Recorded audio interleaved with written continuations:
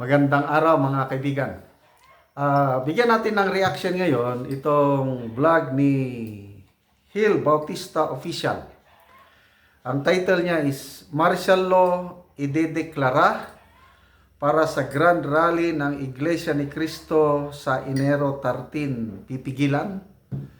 So bukas na po ang Peace Rally ng Iglesia ni Cristo na sinuportahan ng KOGC at ibang-ibang sectors of society.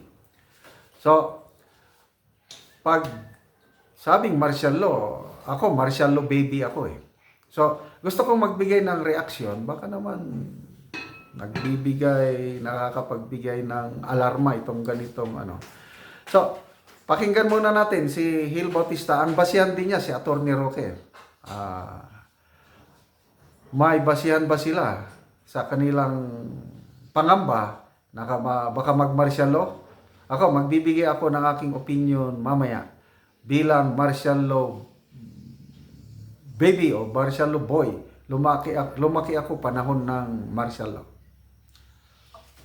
Kaya, yun, may possibility po, no, na baka pigilan po nila ito sa pamamagitan po ng pagdeklara po ng martial law, ano po, mga kabida. Yun po yung opinion, no, ni Attorney Harry Roque, ano po, no. Pakinggan muna natin itong naging pahayag at vlog po ni Attorney Roque, mga kabida. At ang mga nasasagap kong mga haka-haka, ayun na nga po. Para hindi matuloy ang rally, baka may posibilidad na mag-martial law. Nasigurado po ako, sigurado ako, na gaya ng nangyari sa South Africa na ang martial law ang dahilan kung bakit na matatanggal na ang presidente, na impeach at tuluyang na matatanggal. At ngayon, mukhang maaresto na ng kapulisan, no, dahil hindi siya sumusunod sa utos ng Constitutional Court. Kasi doon sa Korea, ang didinig ng impeachment, na pag na-impeach ka na, yung kasong impeachment, hindi senadong didinig, kung hindi yung kanilang Constitutional Court, yung kanilang Supreme Court. Sa akin, mas maganda yung ganyang sistema. Kasi mga abogado at dihasa sa batas ang didinig ng kaso laban sa presidente. Lalo na kung ang issue ay dapat siyang matanggal by way of impeachment. No? So, tingin ko, pag ginawa yan ng administrasyon na mag-rally para lang hindi matuloy ang 13th, yung pag-o-organize kasi ng rally na ganyang kalaki, hindi biro-biro yan. Yung organization yan, yung mobilization yan, nangyari na yan ng isang taon pa. Noong 2024 pa. At ngayon, ang alam ko, may personal knowledge ako na yung mga kliyente ko, na may mga bus companies, tuwan-tuwa kasi by the hundreds na umupa ng bus ang Iglesia ni Cristo para dito sa Metro Manila. No? At nangyayari yan sa iba't ibang parte pa rin ng Pilipinas.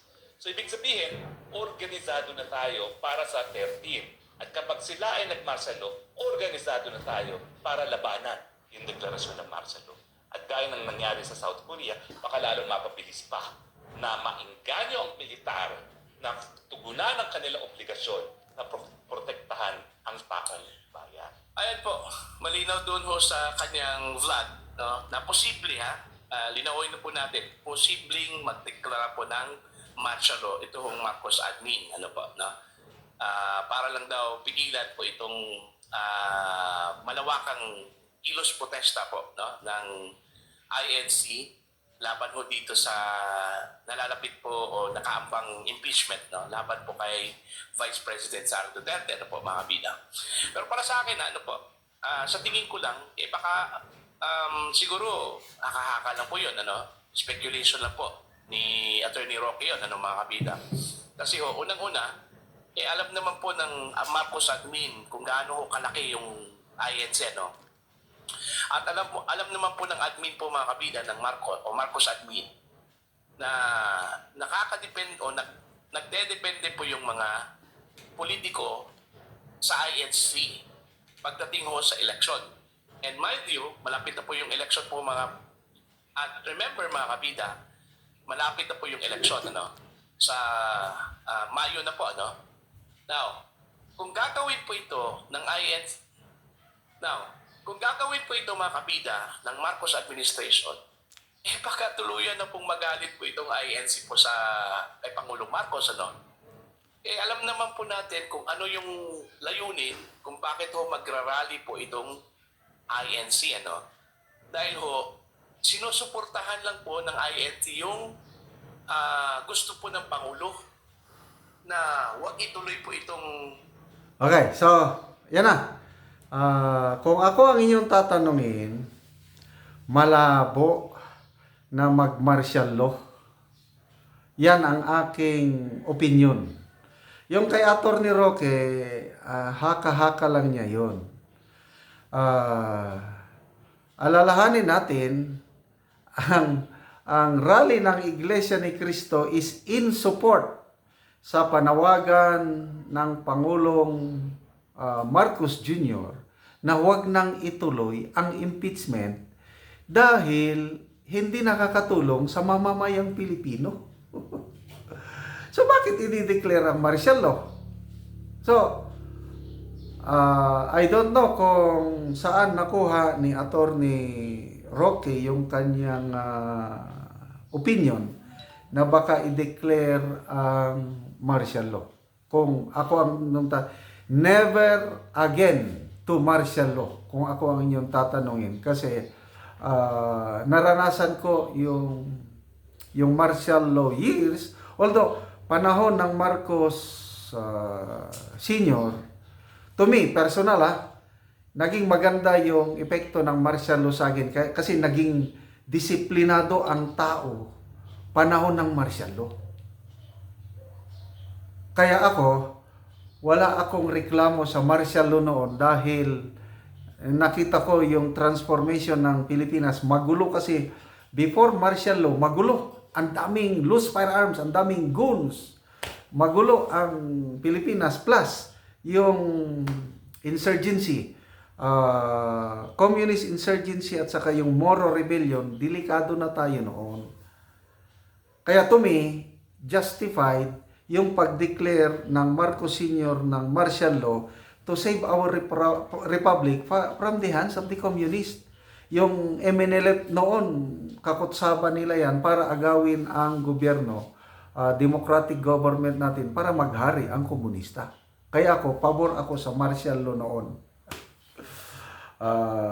Although may mga abuso.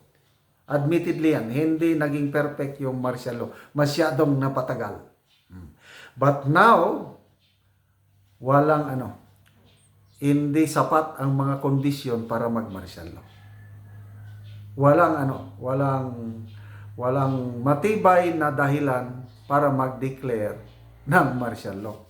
Kaya ako, yung sinasabi na mag-martial law, wala yan.